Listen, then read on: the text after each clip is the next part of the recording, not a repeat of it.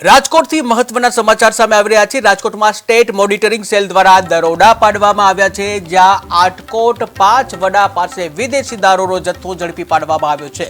ઓઇલના ટાંકામાંથી વિદેશી દારૂની 800 પેટીઓ મળી આવી છે।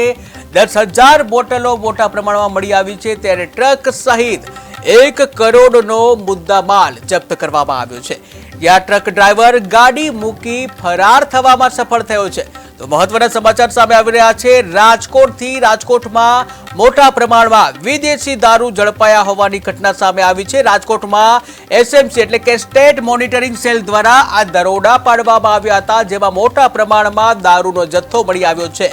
ત્યારે આટકોટ 5 વડા પોલીસે જે કહી શકાય આટકોટ 5 વડા પાસે આ સમગ્ર વિદેશી દારૂનો જથ્થો છે ઝડપી પાડવામાં આવ્યો હતો। ઓઇલના ટાંકાની આડમાં હેરાફેરી કરવામાં આવતી હતી, ત્યારે આ હેરાફેરી ઝડપી પાડવામાં આવી છે। ઓઇલના ટાંકામાં કોઈને ખબર ન પડે તેવી રીતે દારૂની હેરાફેરી કરવામાં આવતી હતી, ત્યારે એસએમસીએ દરોડા પાડી ઓઇલના ટાંકામાંથી વિદેશી દારૂની 800 જેટલી બોટલો ઝડપી પાડી છે। 10,000 જેટલી બોટલો મળી આવી છે। ટ્રક સહિત 1 કરોડનો મુદ્દામાલ પણ જપ્ત કરવામાં આવ્યો છે।